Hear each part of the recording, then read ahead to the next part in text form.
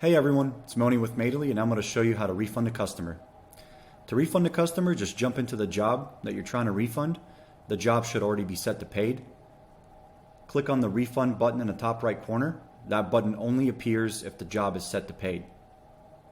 Once you click on the refund button, you'll be given a breakdown of what's available to be refunded or what's left. If you're doing a partial refund, that amount will be reflected here and you'll be able to refund the rest of the amount. In this case, we have $1 and we're going to refund $1. So we'll just type in $1 in this box here. We'll confirm it. The screen will reload and you'll see the refunded amount show up here.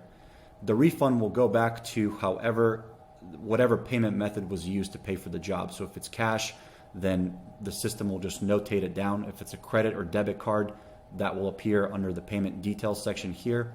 The refund will be processed within 7 to 9 business days back on that card for the customer. You'll also see the job status change to refunded. If it was a partial refund, the job status will change to partially refunded. What you want to do after you